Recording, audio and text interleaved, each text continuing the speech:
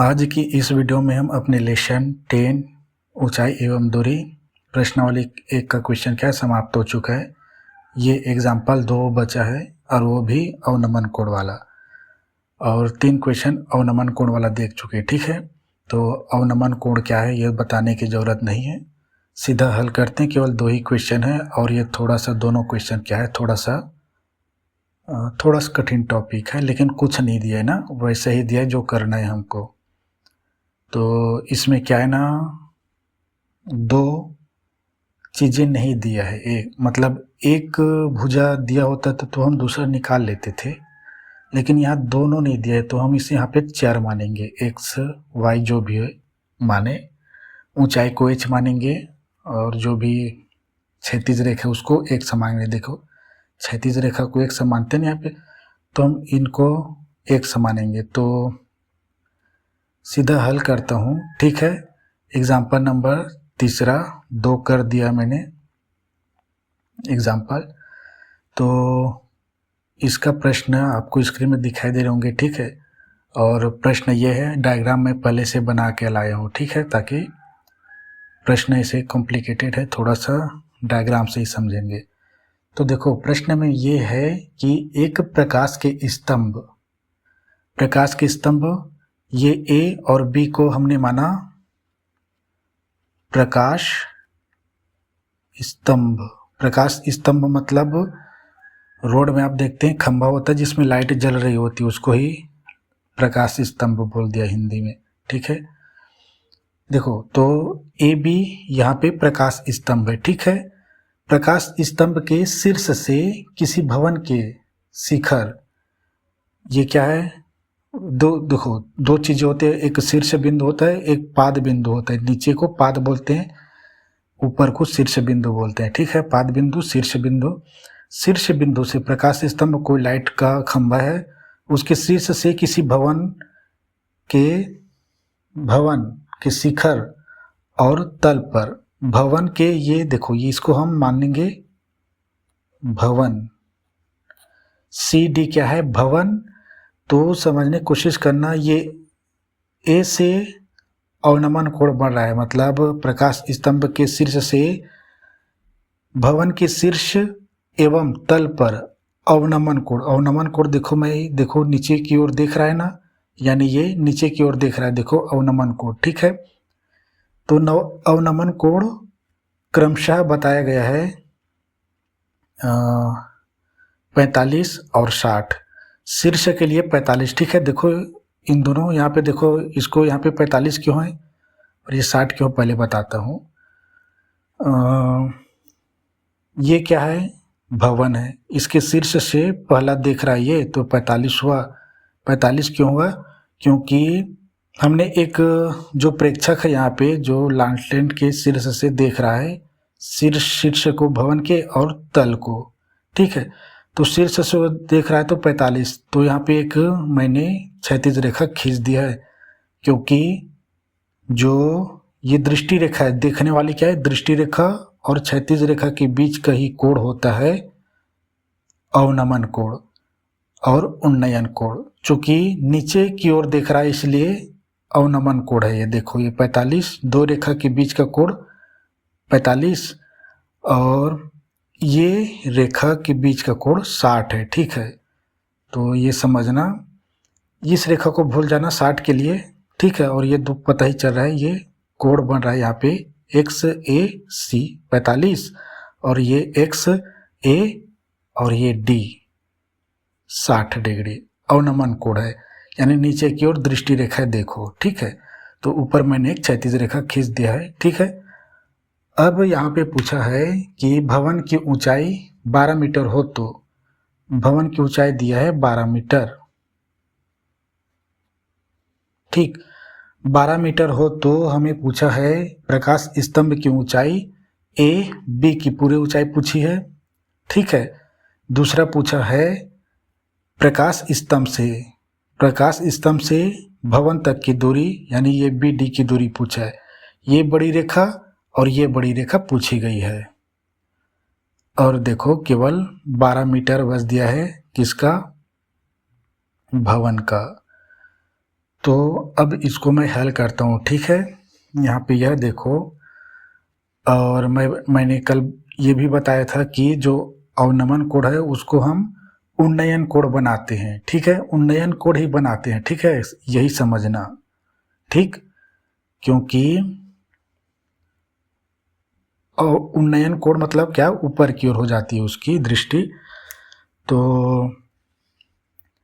पहला, और मैंने यहाँ पे देखो, यहाँ पे सी था ना, तो चूंकि यहाँ पे जब अवनमन कोण बनाएंगे, देखो ये जेड बन रहा है, ये ऐसा ये हुआ, तो लेकिन जेड बनाने के लिए मैंने इस रेखा को और खींच दिया ताकि यहाँ पे ये 45 डिग्री बने, ठीक है, ये 45 डिग्री बना। और यहाँ पे देखो ये एक्स क्या है, एकांतर कोण है, एकांतर कोण में बताऊंगा इसको, जेड के फॉर्मेट में होता है। अब ये ए और ये बड़ा सा आया और यहाँ पे जेड बना, तो यहाँ पे एकांतर कोण के कारण 60 डिग्री बनेगा। यानी हमने यहाँ पे 45 को यहाँ पे इसको मैंने सी ई रेखा और खींचा अपने से, ठीक है, ये क्वेश्चन में नहीं दिया है, और ये तो दिया ही दूरी ज्ञात करने के लिए, ठीक है, इसको भी ज्ञात करना है। तो हम कई बार इसको क्या शीर्ष पे दिया रहता है, तो एक क्षैतिज रेखा यहाँ पे भी खींचेंगे और एक क्षैतिज रेखा, या मतलब क्या है कि एक उन्नयन कोण दो क्षैतिज रेखा के बीच होती है, ठीक है, और अवनमन कोण, जी अवनमन कोण क्या है, दो क्षैतिज रेखा के बीच होती है। यहाँ पे देखो एक दो दो दो क्या है, कोण है, तो ये दोनों के लिए क्षैतिज रेखा है, लेकिन ये 60 नीचे आ गई तो यहाँ पे इसके लिए एक क्षैतिज रेखा हो गया, 45 के लिए ये एक क्षैतिज रेखा, ये दूसरी क्षैतिज रेखा, तभी तो जेड बनेगा ना, जेड के फॉर्मेट बताया था ना एकांतर कोण कैसे होते हैं। तो बस यहाँ पे जो भी पूछा है, और यहाँ पे यह देखना है कि देखो ये सी डी और बी ई बराबर हो जाएंगे, 12-12 हो जाएंगे, ठीक है, लेकिन मैं इसको 12 लिख देता हूँ, अभी से लिख देता हूँ, ठीक है। ऐसे गोल घेरा घेरता था कल, जो हमने खुद लाए हैं उसको, देखो मैंने इसको 12 कर दिया, क्योंकि ये रेखा और ये रेखाखंड क्या है, समांतर होते हैं। वैसे ही ये भी और ये भी समान, मतलब समान लंबाई होंगे, क्योंकि ये एक आयत है तो उसकी लंबाई और चौड़ाई आपस में बराबर होती है, मतलब लंबाई आपस में बराबर और चौड़ाई आपस में बराबर होती है एक आयत की। तो इसको लिखूंगा, लेकिन मैं ये समझा रहा हूँ कि इसमें हम चर को क्यों लेंगे, एक्स को, या आप जो भी चर लो। देखो ये 12 ले लिया, ठीक है, लेकिन यहाँ पे देखो ये 12 दिया ना, इस आधार पे मैं किसी भी अन्य भुजा को कोण लेकर नहीं निकाल सकता इस 12 का। और ये यहाँ पे मैंने 12 कर लिया, तो यहाँ पे पूरे का समकोण तो दो ही जगह बन रहा है, समकोण बन रहा है, दो समकोण बन रहा है, ये एक समकोण ये और दूसरा समकोण ये, तो इन दोनों का आधार सेम टू सेम है समकोण का, लेकिन लंब इसका इतना तक है और इसका पूरा यहाँ से वहाँ तक है। तो इसमें क्या है, अगर 45 डिग्री को ले लिया मैं, तो इसके लिए लंब ज्ञात करूँगा, और चूंकि ए भी ज्ञात करनी है ना मैं पूरी, तो ये ज्ञात करने, तो उसके लिए आधार देना होना आवश्यक है। ये आधार पिछले क्वेश्चन में हम यहाँ से ज्ञात करते थे, अगर नहीं दिया तो ये दोनों नहीं दिया है। और यहाँ पे हम देखें कि आधार तो दिया नहीं है, लंब भी नहीं दिया है, लेकिन लंब का कुछ पार्ट हमने निकाल लिए, लेकिन पूरा नहीं दिया है, तो हम कैसे निकालेंगे, पूरा नहीं दिया है तो पूरा आधार भी नहीं निकलेगा। तब उसके लिए हम मानेंगे, हम पूरा बी डी को एक्स मानेंगे, तो ये ई सी भी एक्स कहलाएगा, और चूंकि ये 12 निकल आया है, और इतना को भी मानेंगे हम, चूंकि ये हाइट है ना, तो इसको एच मानेंगे, ठीक है, ए ई मानेंगे हम एच, और बी डी मानेंगे एक्स, और क्योंकि ये सी ई आपस में क्या बराबर है, तो ये भी एक्स कहलाएगा। तो आज के प्रश्न में एक्स लेंगे तभी बनेगा, ठीक है, और ये दो ही क्वेश्चन है, ठीक है, क्योंकि इसमें कंप्लीट किसी एक का क्या है, एक का तो दिया है, लेकिन यहाँ पे कोई उन्नयन कोण नहीं बन रहा है। समकोण कहाँ बन रहा है? यहाँ पे देखो, यहाँ से यहाँ होता, ये यहाँ होता, यहाँ पे ऐसे, तो ये लंब दिया तो इस आधार को निकाल लेते, ठीक है, लेकिन दिया ही नहीं है भाई, ठीक है, तो हम नहीं निकाल सकते। तो हमें x y लेना ही होगा। तो मैं इसको यहीं से लेकर बता रहा हूँ, मैं इसको हम x लेंगे, चूँकि अब लिख कर बताऊँगा ना, ये x होगा, ठीक है। ये दोनों वैल्यू समान है, जैसे ये 12 है, ये 12 है, तो दोनों समान है, वैसे ये समान है, और इसको हम x मानेंगे। तो अब देखो, ये ए बी पूरा कितना है? 12 प्लस h है, और ये पूरा x है, ठीक है।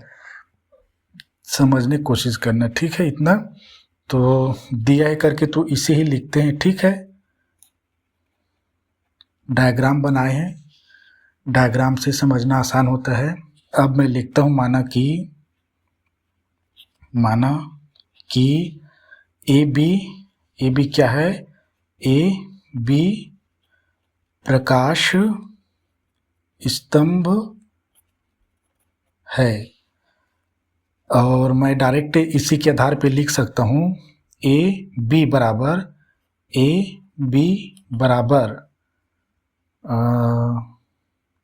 12 प्लस x लिख देता हूँ, ठीक है, 12 प्लस h, चूंकि करके लिखेंगे यहाँ पे, अरे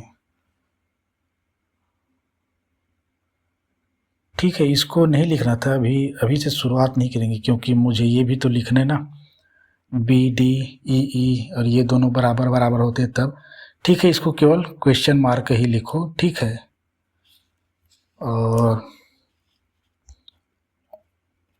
और ये सी डी और भवन सी डी है, सी डी बराबर दिया 12 मीटर, ठीक। और उन्नयन और अवनमन कोण को बदलेंगे भी, लेकिन इन दोनों को जो बराबर है उसको मैं लिख देता हूं मैं, ठीक है। चूंकि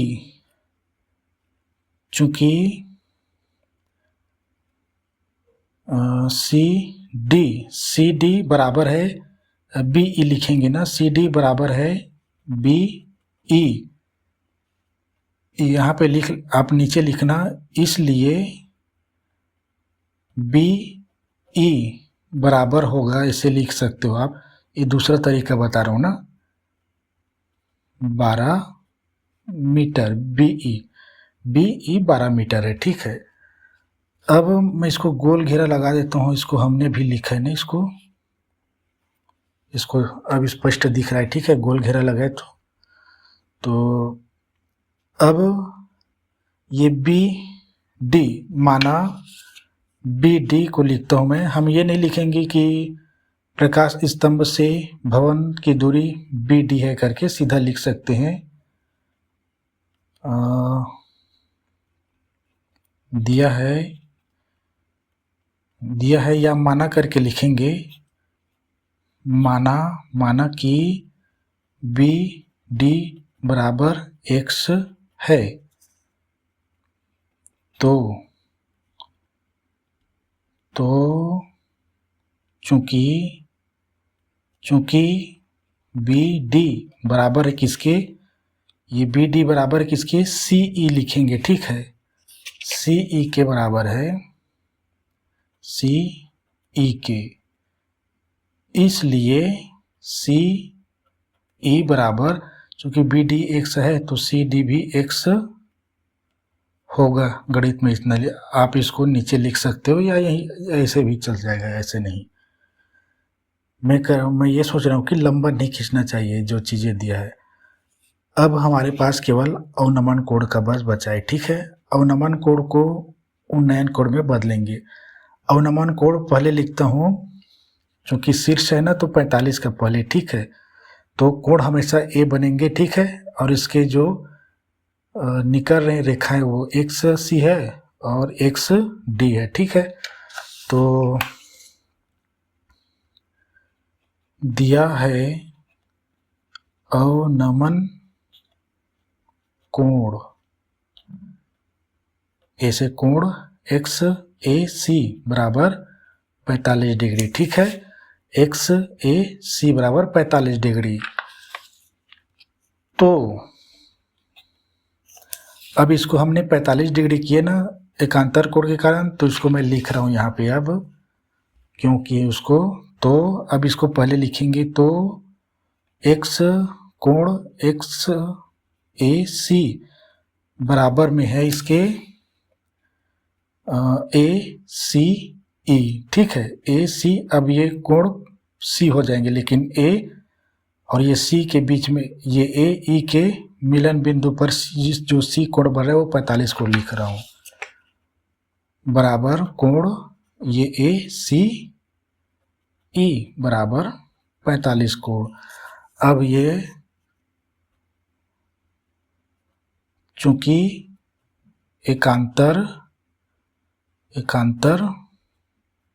कोण है, ठीक है,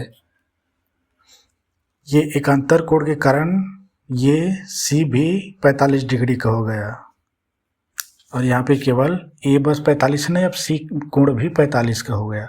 अब वैसे ही डी, यहाँ पे ए कोण से यहाँ पे 60 है ना, तो इस रेखा के कारण एकांतर कोण के कारण, एकांतर कोण कैसे होता है बताया था ना, जेड के फॉर्मेट में होता है ऐसे। ठीक है, अगर ये 60 डिग्री दिया है तो जेड फॉर्मेट में ऐसे जाओ ऐसे, और यहाँ पे एक और 60 बनेगी। देखो दो ही कोण बनता है ना जेड फॉर्मेट में, एक यहाँ पे एक यहाँ पे। ऊपर अगर ऊपर भी कोण बनता है लेकिन कोण जैसा नहीं दिखाई दे रहा है। ठीक है, ऊपर भी बनता है क्योंकि ये पूरी जो होती है 360 का होता है, तो 60 तो यही होगा, तो ये निश्चित ही ये पूरा 300 डिग्री का कोण है इधर। ठीक है ना, ये पूरा 300 डिग्री का कोण है, 60 तो इतने में ही होगा। तो ये एकांतर कोण है, एकांतर कोण बताया था।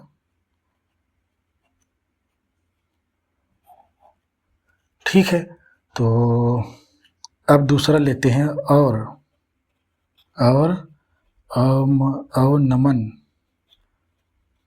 कोण कौन सा, एक्स ए है यहाँ पे, लेकिन एक्स ए 60 डिग्री तो रहेगा, अब डी है। ठीक है, डी बराबर कितना है 60 डिग्री, तो इसको लेंगे पहले कोण एक्स ए डी। समझने की कोशिश करना ना, जो कोण बीच में दिया है आप डायरेक्ट भी लिख सकते हो, एकांतर कोण में आप डायरेक्ट भी लिख सकते हो। कोण ए, जैसे यहाँ पे कोण ए बराबर लिख सकते हो कोण डी, इसमें भी कोई बुराई नहीं है, बराबर 60 डिग्री लिख दो, 60 डिग्री, और चूंकि करके लिख दो एकांतर कोण है करके, अगर ये 3 शब्द में आपको समझ नहीं आ रहा है तो।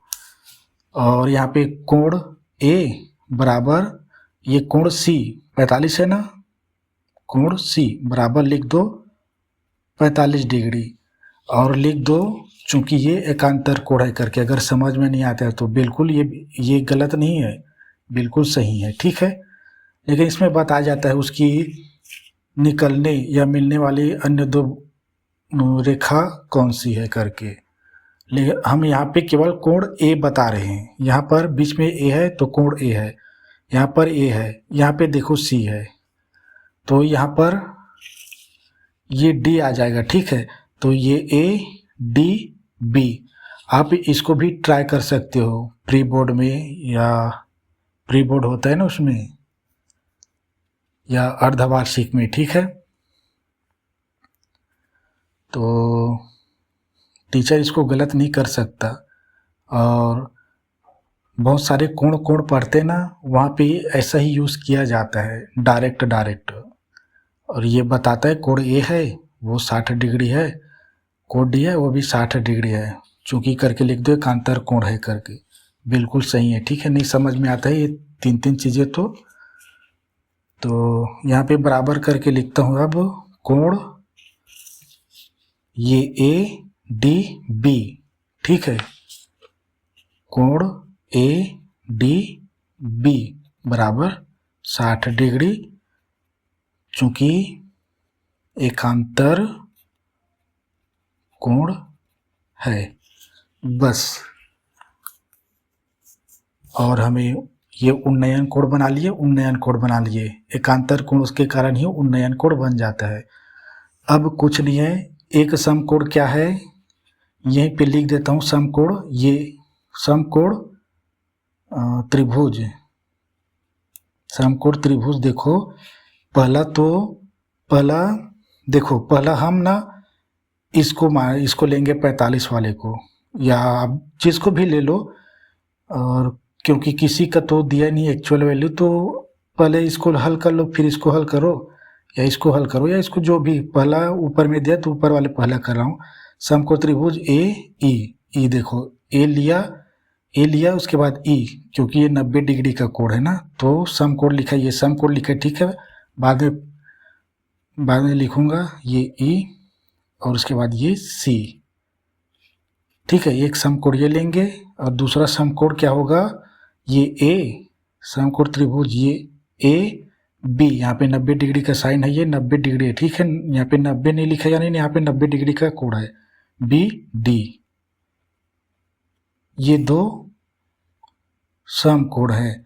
अब इसी से हम टेन थीटा का यूज करके लंब और आधार ज्ञात करते हैं, कर्ण तो ज्ञात करनी ही नहीं है।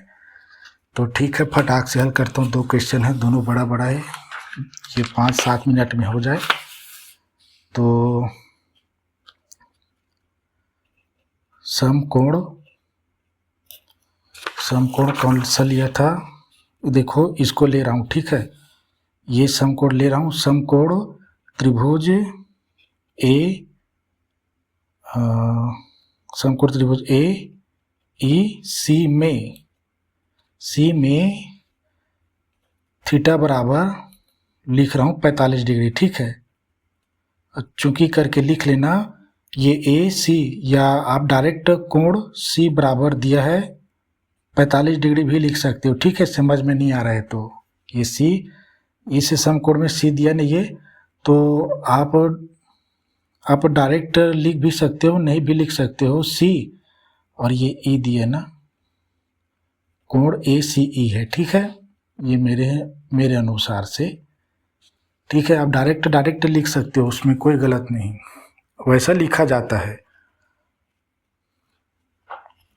लेकिन इसके जो अन्य भुजाएं हैं, उन भुजाओं को बताना पड़ता है। तो इसमें मैं डायरेक्ट किसका यूज करेंगे, देखो लंब और आधार ज्ञात करनी है, ठीक है। तो लंब और आधार ज्ञात करने के लिए हमेशा टेन थीटा यूज कर रहा हूँ, उसको दिखा नहीं रहा हूँ, जो लिखा हूँ मैं उसको डायरेक्ट हल कर रहा हूँ मैं। टेन थीटा बराबर होता है लंब बटा आधार, और इसमें देखना, ठीक है, ये एक से दिया है ना, और लंब टेन थीटा बराबर लंब कौन सा है, ए बी। क्यों, क्योंकि जो कोण दिया है, ये कोण नहीं दिया है, सी कोण दिया, देखो सी दिया ना, ये 45, तो ये इसके सामने वाली भुजा लंब कहलाती है, यानी ए ई लंब है, और ये सी ई आधार है, क्योंकि इसके सामने वाले भुजा ये कण है, तो ये बच गए, वो आधार है सी ई। अब तो टेन थीटा बराबर कितना दिया, थीटा बराबर 45 डिग्री बराबर ए ई बराबर नहीं लिखे थे क्या, एच करके,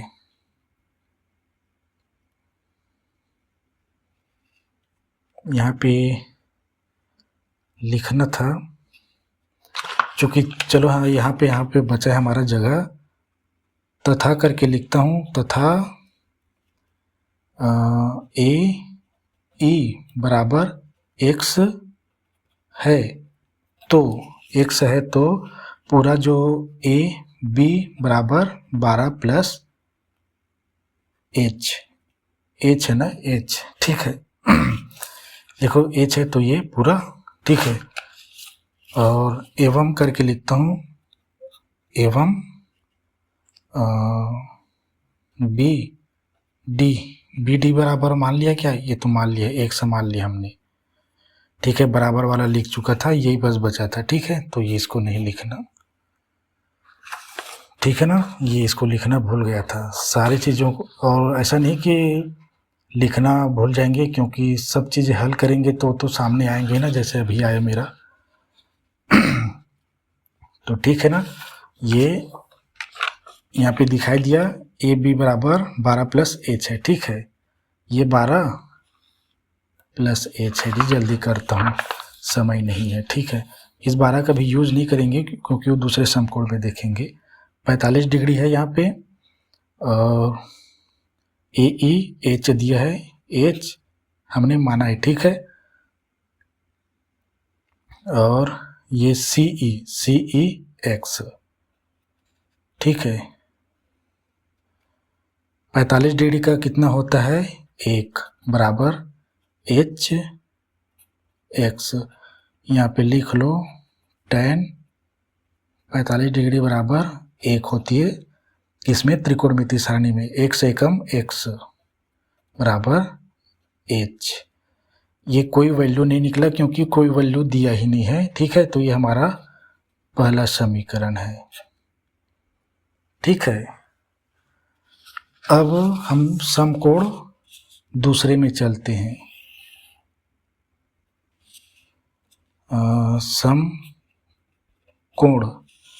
समकोण कौन सा ले रहा हूं मैं अब, ए बी डी में। ठीक है, समकोण त्रिभुज ए बी डी में थीटा बराबर कितना, देखो ए बी डी में। ठीक है, थीटा बराबर दिया 60 डिग्री, 60 डिग्री चूंकि करके लिख लेना। कौन सा कोण है, ए डी बी है, ए डी बी।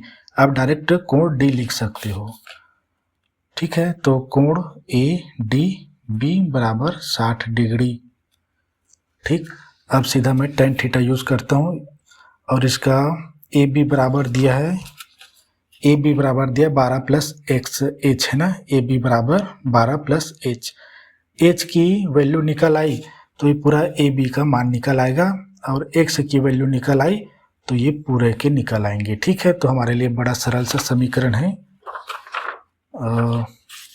इसको मैं पहला समीकरण मानता हूँ जी, ये इसको हमने पहला समीकरण माना। ठीक है, क्योंकि एच का मान रखेंगे तो पूरा ए बी निकल आएगा। समीकरण 1 में एच का मान रखने पर लिख दूंगा तो फटाक से निकल आएगा, और इसको हमने समीकरण 2 मान लिए। ठीक है, ये यहाँ पे अगर एच का मान निकल आएगा तो एक्स के बराबर होगा। ठीक है, समझना यही बड़ा आसान से हमारा चीज़ है, समझ में आ रहा है। देखो, जो x का मान है यहाँ पे वही h का मान है, जो h का मान है वही x का मान है। देखो x और h का मान निकल गया तो वो x का हो जाएगा, यानी ये भी निकल आएगा। ठीक है, तो बड़ा आसान है।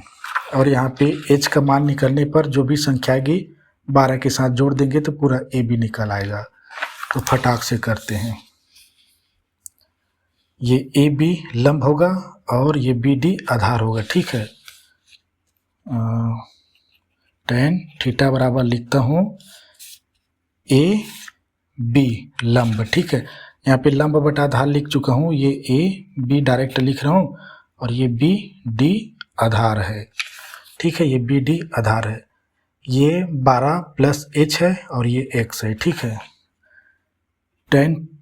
tan थीटा बराबर लिखता हूँ 60 डिग्री बराबर ए बी बराबर कितना है, 12 प्लस एच, पूरे का बटा बी डी कितना है, ये एक समान है। ठीक है, कहाँ पे माने है, देखो बी डी बराबर एक समान है यहाँ पे। अब ये हुआ एक्स, 60 का करनी 3 होता है tan थीटा का। ठीक है, दिखा नहीं रहा हूँ, फटाक से हल कर रहा हूँ। ये 12 प्लस एच और ये एक्स, इधर कारनामा हो सकता है, इधर कर दे करनी 3, चूँकि भाग में तो इधर आके गुणा बराबर 12 प्लस एच। अब इन दोनों को हल कर नहीं सकते क्योंकि इनका गुणा नहीं होगा, इनका जोड़ना नहीं होगा, तो हम इसको तीसरा समीकरण मान लें। ठीक है, हमारा मुख्य समीकरण दूसरा और तीसरा है। ठीक है, वो उसमें हम ज्ञात करेंगे ए बी की वैल्यू। अब देखो,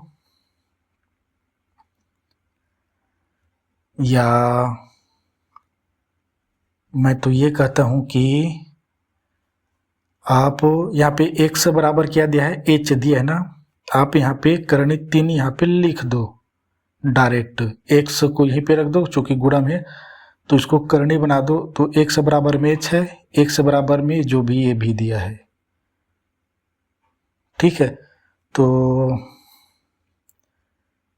और दूसरा तरीका ये है कि जो x की वैल्यू दिया है बराबर h, तो हम यहाँ पे h रख देंगे, तो समीकरण 3 में समीकरण 2 के x का मान h का हम यहाँ पे रख देंगे, x का मान h रखने पर समीकरण 3 में लिखता हूँ, ठीक है। तो आप एक और तरीका कर सकते हो ना, ये जो करणी 3 इधर पक्षांतरित कर दोगे भाग में भाग बना लेगा, तो x बराबर ये जो भी चीज़ें हैं वो x के बराबर में है। अब उसके बाद x और x बराबर में है तो इसको और इसको बराबर में लेके h का मान ज्ञात कर सकते हो, लेकिन हम डायरेक्ट यहाँ पे h का मान भी रख सकते हैं। तो मैं लिखता हूँ समीकरण 3 में x का मान h रखने पर समीकरण 2 से, ठीक है, ऐसे भी लिख सकते हैं। तो ये करणी 3 है, डायरेक्ट लिखेंगे ना, यहाँ पे h, यहाँ पे क्या है x है ना, तो यहाँ पे h रख दूंगा, देखो x के बराबर में h दिया है। अब यहाँ पे रखता हूँ बराबर करके ये 12 प्लस h। अब यहाँ पे केवल आपको एक चर दिखाई दे रहे होंगे, अब एक चर है तो इन संख्या को एक पक्ष में, x को एक पक्ष में रखूंगा तो h की वैल्यू निकल आएगी। देखो इधर h है तो इस h को करणी 3 h प्लस में है तो ये माइनस h, ठीक है, बराबर 12। अब देखो इसको मैं पक्षांतरित करूंगा तो भाग में गुणा में ना, तो इधर आ जाएंगे, क्या हो जाएगी ये करणी 3 बना लेगा बटा में, लेकिन ये h और ये h प्लस और माइनस में हो जाएंगे तो 0 हो जाएंगे, यानी हमारा क्वेश्चन गलत हो जाएगा। तो इस स्थिति में क्या है, डबल दिया है तो हम h का हम वो निकाल लेते हैं उभयनिष्ठ h, और ये करणी 3 h बटा में यहीं पे h कर दो, h बटा h बराबर 12। कोष्टक में क्या बचेगा इससे पता चल जाता है, ठीक है। और इधर भी हल कर लेता हूँ, हो जाएगा। h को लिखा मैं, ये h कटा तो करणी 3 बच गया, ये h एक h आपस में एक है, h एकम h बीच में माइनस दिया माइनस, ठीक है, ब्रैकेट बंद 12। अब ये भी लंबा खींचेगा जी, ये भी और जाता इधर आता, ठीक है। तो ठीक है, आप इसको लाइन से उतार लेना। ये h बराबर हो गया अब 12 बटा करणी 3 माइनस 1, ब्रैकेट नहीं लिख रहा हूँ क्योंकि h के साथ इधर गुणा में था ना, इसलिए माइनस में रहेगा। अब इस स्थिति में क्या होता है, देखो इस स्थिति में भी h की वैल्यू नहीं निकली है, यहाँ पे 2 पद है और ऊपर में 1 पद है, ठीक है, 2 पद भी हो सकता है, तो इसको हमें हर का परिमेयकरण करना पड़ेगा। तो हर का परिमेयकरण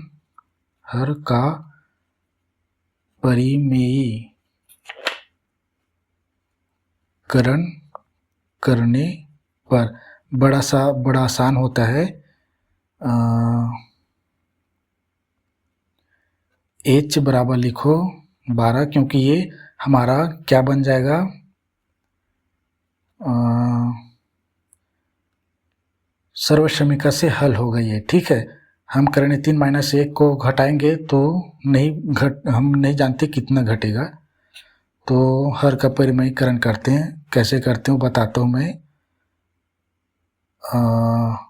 अंश के साथ अगर ये माइनस है तो प्लस ले लेते हैं, ठीक है, और अंश व हर में इसी चीज़ को गुणा कर देते हैं। देखो माइनस कहने, ये थोड़ा सा मैं ये कर रहा हूँ और इसको यहीं पे हल करने की कोशिश कर रहा हूँ, ठीक है। आप ही इसके बाद इसको उतारना, इसके बाद इधर आना, ठीक है। तो यह देखो 12 के इसके साथ गुणा होगा तो ये 12 अंश अंश के साथ हर के साथ होता है, ठीक है। 12 करनी 3 प्लस 1, ठीक है। और ये पूरे का बटा देखो ये हमारा सर्वसमीका के फॉर्मेट में है, ए स्क्वायर माइनस बी स्क्वायर, ठीक है। इसको बताता हूँ, ये ए है, करनी 3 ए और 1 1 बी मान लो, तो ये हो जाएगा करनी 3 स्क्वायर माइनस ए 1 1 स्क्वायर। चूंकि करके लिखता हूँ ऐसे, चूंकि हमारा कौन सा सर्वसमीका है, ये जल्दी करते हैं जी, टाइम नहीं है। ए स्क्वायर माइनस बी स्क्वायर बराबर ए माइनस बी, प्लस माइनस कहीं पर हो सकते, ठीक है। यहाँ पे माइनस है तो मैंने माइनस लिख दिया, ये प्लस बी। देखो ए माइनस ए प्लस बी, ठीक है ना, ये माइनस, इसको हमने इस फॉर्मेट में लिख लिया। देखो यहाँ पे दोनों का वर्ग कर दिया, चूंकि माइनस है बीच में तो माइनस लगा दिया। अब आगे हल करते हैं इसी को। अब जब और यहाँ पे बराबर h बराबर है, ठीक है, यहाँ पे h बराबर में है, h बराबर लिखता हूँ। अब एक को निकाल देता हूँ जी, ये 12 करनी 3 ब्रैकेट में इसलिए है क्योंकि गुणा में है 12, और ये रूट और रूट आपस में कट गए तो ये 3 हुआ माइनस 1, और वर्ग के 1 क्यों कट जाता है पता है। ये करनी के अंदर कितना दिया, संख्या आधार में 3, और करनी का मतलब होता है 1/2 का घात, गुणा में ये 2 दिया है, ये 2 कट गया तो 3 का 1 घात बराबर 3 ही होता है, ठीक है। ये 3 ला दिया मैंने, ये बहुत बार करके बताता हूँ इसको। अब बराबर में करता हूँ, ये h बराबर आया, ये दोनों घट जाएगा, 12 करनी 3 प्लस 1। 12 का गुणा इसलिए नहीं करा रहा हूँ क्योंकि आगे ये कट जाएगा, 3 में 1 गया तो 2 बचा, अब कट जाएगा यहाँ पे। h बराबर 2 छक्के 12, चूँकि यहाँ पे कुछ ऐसी संख्या नहीं है, ठीक है। तो ये 2 12 में चला जाएगा 6, और कर्ण 3 प्लस 1, ये h बराबर है जी, ठीक है, h बराबर। तो अब आपको पता चल गया होगा, लिखा था यहाँ पे समीकरण 2 से। अब मैं h बराबर यहाँ पे लिखता हूँ, चूँकि ज्ञात है x बराबर h है समीकरण 2 से, तो x बराबर होगा यही 6 3 प्लस 1, ये क्या है, h क्या है, ये 6 प्रकाश स्तंभ व भवन की दूरी बराबर BD है, ठीक है।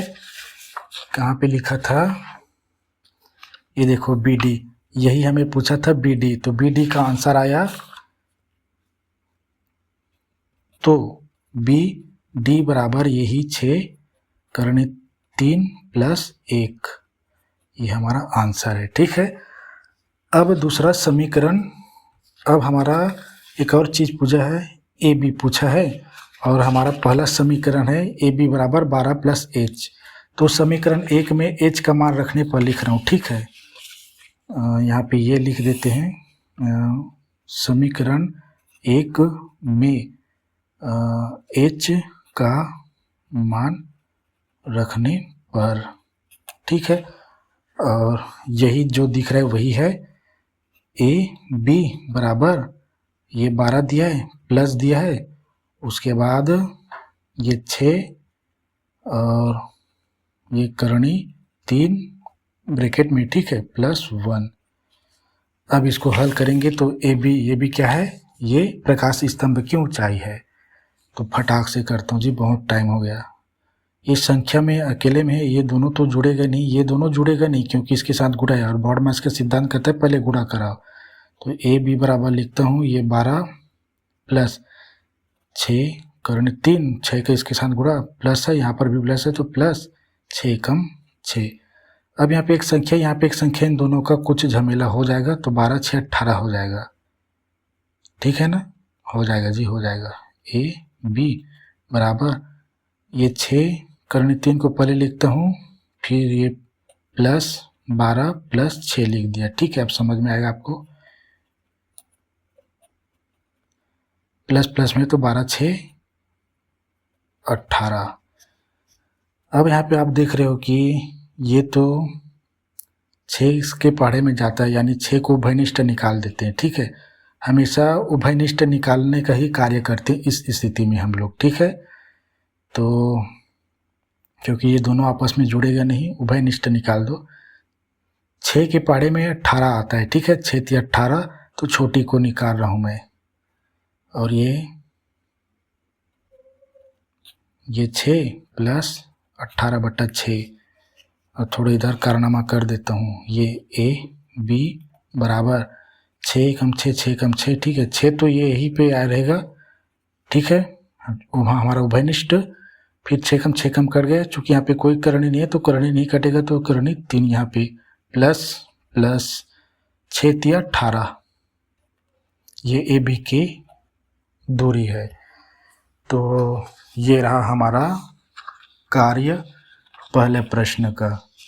ठीक है, तो कहाँ है ये, ए बी आया है 6 करणी 3 प्लस 3, और ये आया है 6 करणी 3 प्लस 1।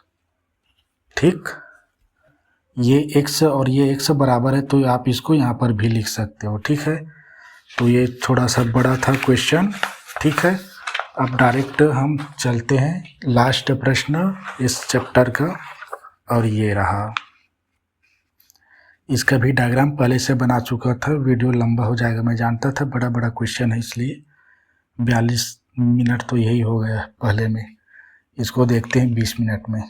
तो हमारे एक और एक एग्जाम्पल है, देखो इसको फटाक से करेंगे। ठीक है, देखो इसमें कहा है एक सीधी सड़क पर, देखो ये एक सीधी सड़क है। ठीक है, ये भूमि के समांतर, और सड़क पर क्या है, भवन के पाद तक जाती है। सीधी सड़क क्या, भवन के पाद तक जाती है, यानी बिंदु तक, पैर बिंदु तक। तब भवन के शिखर पर खड़ा, ये क्या है, ए बी भवन है, भवन है। ठीक, ए बी भवन है। ठीक है, इसके शिखर से खड़ा एक व्यक्ति क्या है, एक कार को जब देखता है तो 30 डिग्री के अवनमन कोण पर होता है। तो मैंने एक क्षैतिज रेखा खींच दिया। ठीक है, चूँकि ऊपर से देख रहा है, ये देखो ऊपर से देख रहा है ये, तो यहाँ से देख रहा है ये, तो 30 डिग्री का अवनमन कोण बनता है ऊपर में। क्षैतिज रेखा यहीं पे खींचूंगा ना उसके लंबवत, तो एक क्षैतिज रेखा, ये क्षैतिज रेखा है। ठीक है, ये तो यहाँ पे एक अवनमन कोण बना, डी एक्स और डी के मध्य ए है। अब क्या है कि कार भवन के पाद बिंदु की ओर, यहाँ पे डी पर था ना, क्या डी पर था, डी पर था, तब ये अवनमन कोण बनता है 60, ऊपर में बनता है। ठीक है, अब चूंकि डी से सी क्या, कार भवन के पाद बिंदु की ओर समान चाल से चलती है, समान चाल से चल रही है। ठीक है, चाल में कोई परिवर्तन नहीं है। सी मतलब ये डी से सी की ओर, मतलब बी की ओर आ रहा है। ठीक है, पाद बिंदु भवन की। तब क्या है, 30 मीटर चलने के बाद कार का अवनमन कोण 60 हो जाता है, यानी ये डी से सी तक चला तो ये तो 30 डिग्री है। तो अब ये देखो, ये अब यहाँ से वो और देखता है तो ये 60 हो गई, यहाँ से ये 60। ठीक है, तो ये 30 मीटर चला, यहाँ पे इसकी दूरी दिए 30 मीटर। ठीक है, अब ये 30 मीटर दिया, डी सी की दूरी दिया है 30 मीटर। अब ये 60 अवनमन कोण हो जाता है तो ये भी 60 हो जाएगा, ठीक है, ये 30 हो जाएगा। तो आपकी समझ के लिए यहाँ पे 30 लिख दे रहता हूँ, ठीक है, ये आपकी समझ के लिए 60 लिख दे, इसको बाद में लिखेंगे। पहली बार देखा तो 30 डिग्री था, 30 मीटर चला कार भवन की ओर आया, तो बिंदु सी तक चला है बोल रहा है, ठीक है, तो 30 मीटर चला है, 30 मीटर इतना ही है सी डी, ठीक है। तो यहाँ से क्या 60 डिग्री का अवनमन कोण बनता है, यहाँ पे अवनमन को मैंने अभी लिख दिया उन्नयन में। अब आगे लिखता है कि यदि इस बिंदु सी से भवन तक पहुँचने में लगा 10 समय, सी डी बराबर 10 सेकंड दिया है, सी से बी तक पहुँचने में 10 सेकंड लगाता है। इसमें हमें क्या है, चाल निकालनी है, किसकी, कार की, ठीक है। तो ये नया प्रश्न भी है जिसमें हम चाल निकालेंगे। चाल बराबर होता है दूरी बटा समय, दूरी हमारे पास नहीं है, समय दिया है, तो आसानी से निकाल लेंगे, वो बड़ी बात नहीं है, चाल बटा समय, वो चाल निकालना कोई बड़ी वो नहीं होता है। तो बस इसमें कार की चाल निकालनी है। कार की चाल चूँकि समान चाल से चल रही बोले ना, तो समान चाल से चल रही बोल रहे हैं ना, ठीक है ना, और 10 सेकंड दिया है डी से, और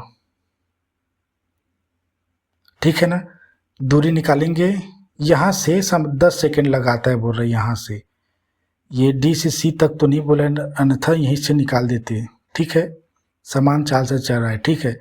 दूरी दिया है, समय कितना है इसका नहीं दिया है, कितने टाइम में पास किया इसको, इसका 10 सेकंड दिया है, और इसका दूरी नहीं दिया है यहाँ पर का, तो हम इसको दूरी निकालेंगे।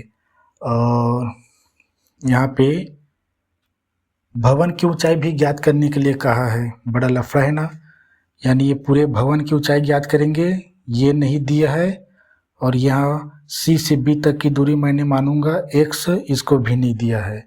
अब बताओ, इसीलिए मैं बोलता हूँ यहाँ पे चर लेंगे, ठीक है, क्योंकि हमें लंब भी निकालना है, आधार भी निकालना है, लेकिन दोनों नहीं दिया है। और देखो यहाँ पे 30 मीटर दिया, जैसे इस क्वेश्चन में दिए थे ना, दूर वाली को दिए थे जिसका कोई बनता ही नहीं था कोण।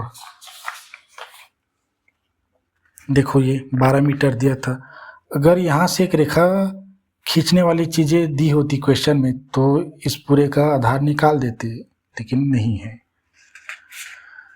यहाँ पे 30 मीटर दिया, लेकिन कहीं पर क्या है वो नहीं बन रहा है। देखो ये 30 प्लस x हो जाएगा, ठीक है, बी डी का वहाँ पे 12 प्लस h था ना, वैसे ही x इसलिए लिया हूँ क्योंकि 36 है, ठीक है, h ऊंचाई है, हाइट है, ठीक है।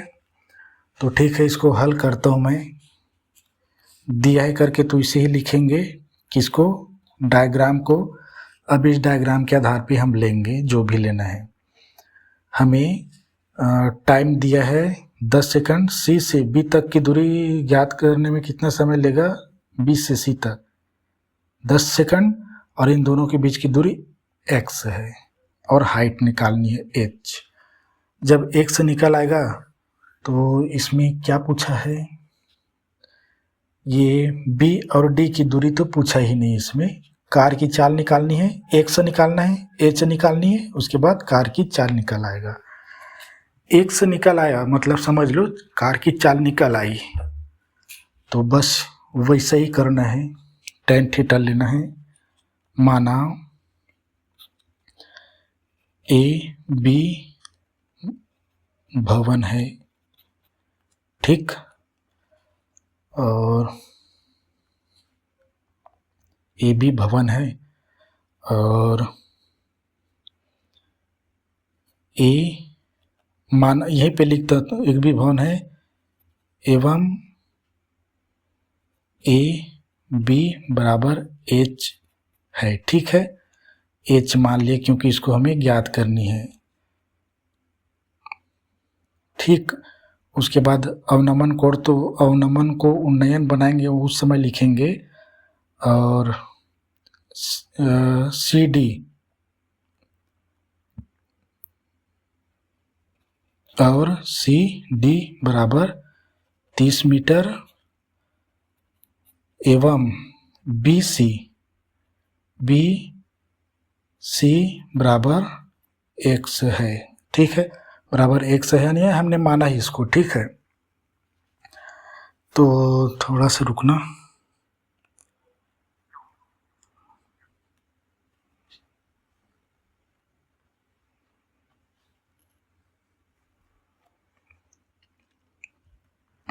अब इसके बाद और क्या क्या चीज़ें इसमें, ये लिख लिए, इसको भी लिख लिए, इसको भी लिख लिए।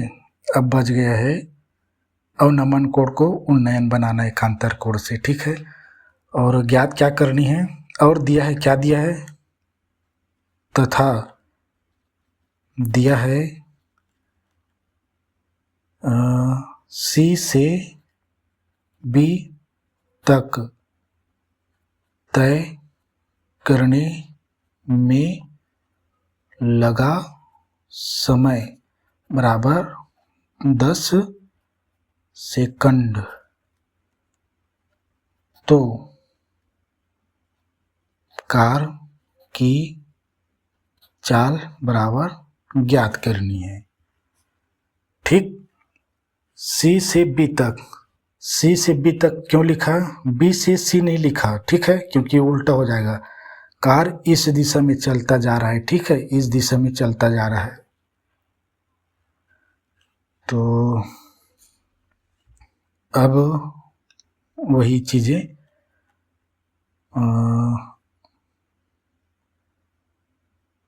दिया करके लिखता हूँ। दिया है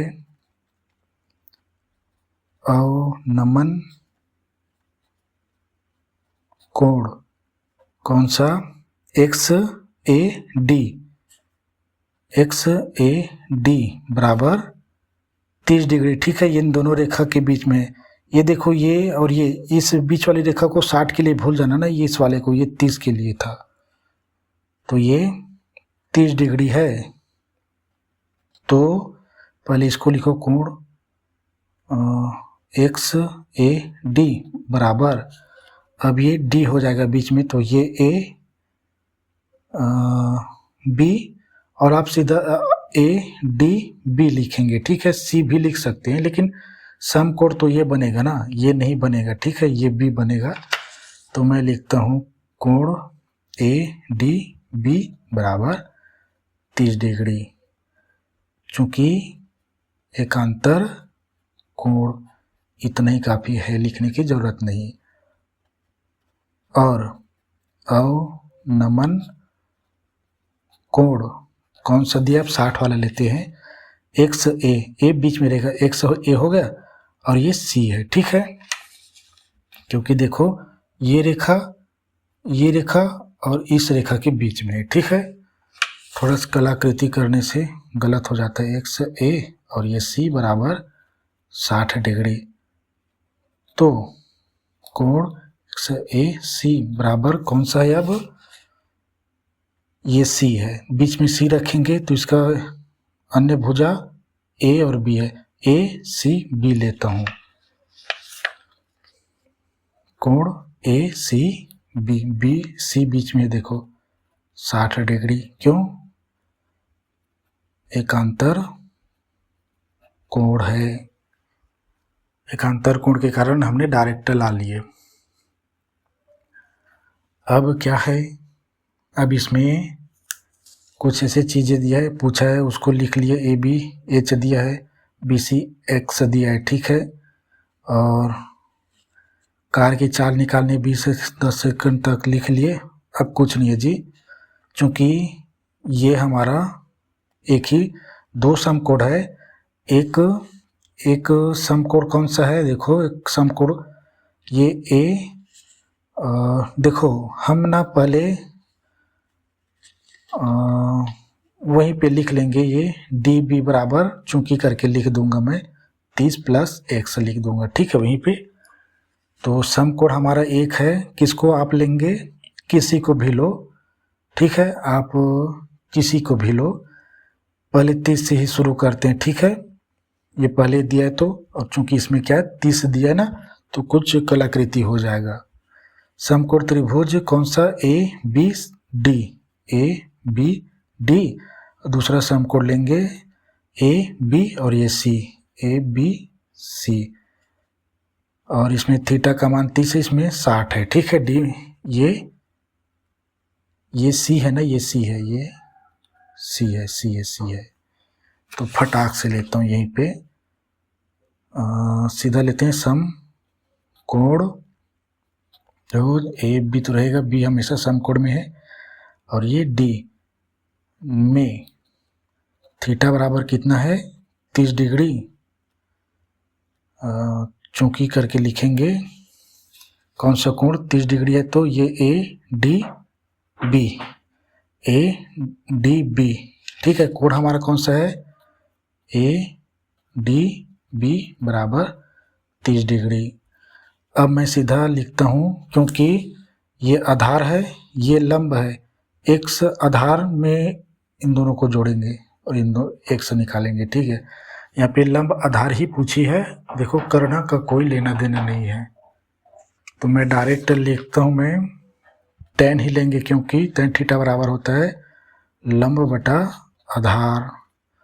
आप कॉट भी ले सकते हो। ठीक है, आधार बटा होता है वो लंब, तो ये रहा tan थीटा बराबर लंब कौन सा है, इसमें ए बी तो लंब है, ए बी दोनों में लंब है, और ये बी डी क्या है, आधार है। ए बी लंब है और ये बी डी आधार है। थोड़ा सा इधर और लिखता हूँ, tan थीटा बराबर कितना लेंगे, थीटा का मान कितना है 30 डिग्री, बराबर ए बी, तो ए बी बराबर दिया, देखो ए बी बराबर एच लिखें, एच, ये एच बटा लिखता हूँ बी डी बराबर क्या है 30 प्लस एक्स है। ठीक है, मैं 30 प्लस एक्स लिख रहा हूँ। ठीक है, चूँकि हमें बी डी नहीं पूछा है, तो मैं बी डी बराबर पहला समीकरण नहीं माना, क्योंकि नहीं पूछा गया है। ठीक है, अब मैं यहीं पे लिख दूँ चूँकि करके, ऐसे कोने में, चूँकि बी डी बराबर 30 प्लस एक्स, ऐसे करके भी लिख सकते हैं। ठीक है, और डायग्राम में दिख भी रहा है, यहाँ पे ये आपको दिखा। अब आगे 30 डिग्री का होता है कितना, tan का 1/3 होता है, बराबर ये h, ये 30 प्लस एक्स। आगे चलता हूँ मैं, समय नहीं है, कितना लंबा खींचेगा पता नहीं, या ये अब यहीं से शुरुआत करते हैं, इसको पक्षांतरित करेंगे, चूँकि दो भिन्न नदियाँ इस स्थिति में पक्षांतर करते हैं। ठीक है, 30 प्लस एक्स एकम, 30 प्लस एक्स एच, और इसको मैं बराबर करके ये भी लिख सकता हूँ, बराबर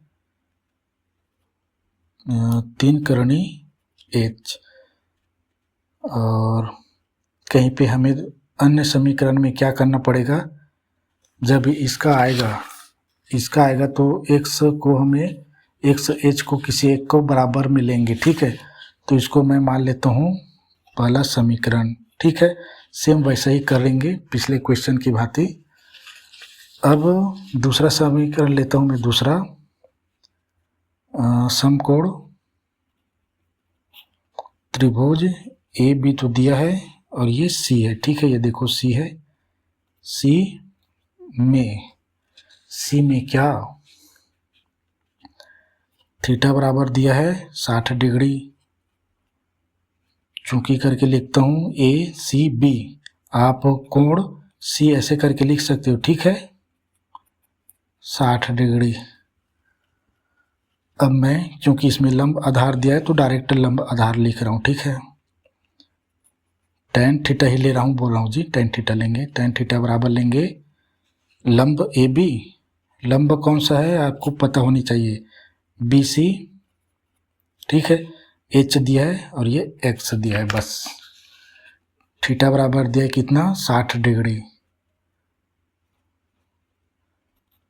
tan थीटा बराबर, ठीक है, tan अगर ए बी बराबर दिया एच और बी सी बराबर हमने माना एच, दिया नहीं है हमने माना है। अब हमारे पास फटाक से समय है, फटाक से हो जाएगा ये। अब सिंपल से 60 का कितना होता है, करनी 3 होता है, ठीक है, बराबर एच एक्स, और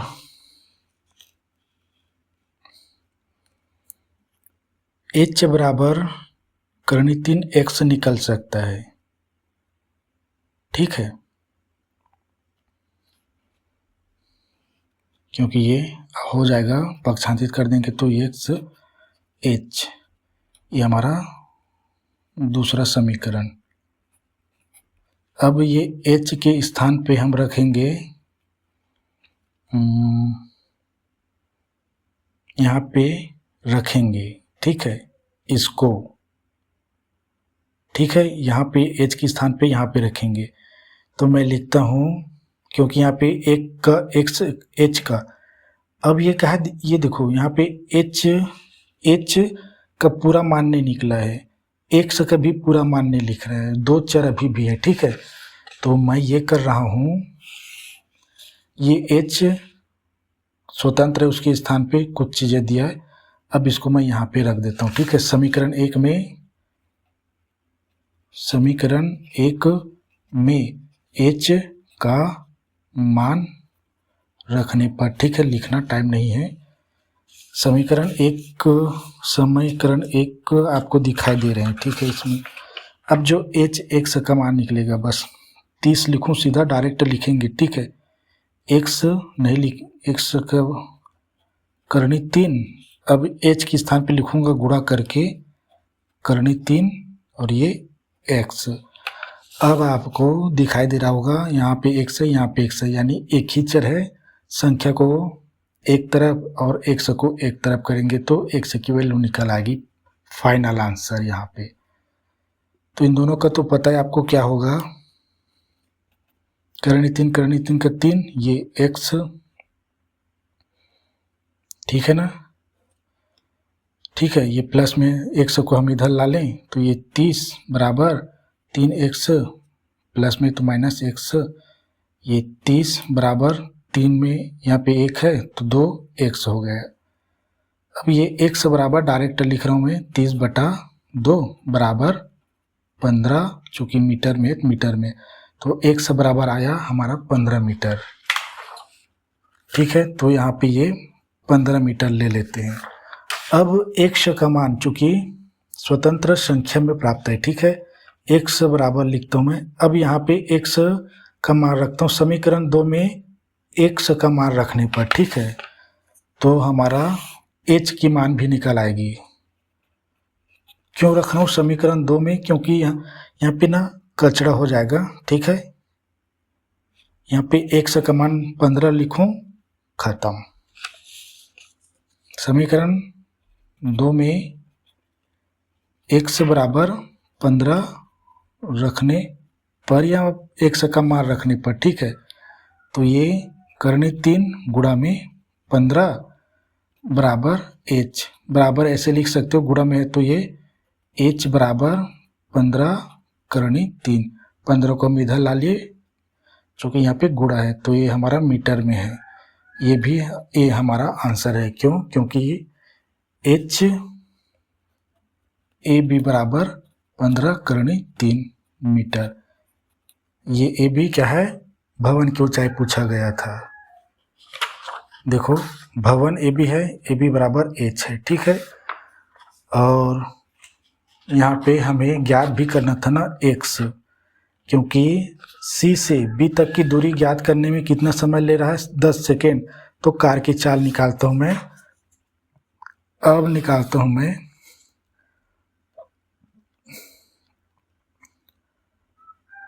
यहाँ पे लिखूँ, प्रश्नानुसार लिखता हूँ, प्रश्नानुसार सी से बी तक तय करने में लगा समय बराबर 10 सेकंड है, ठीक है, एवं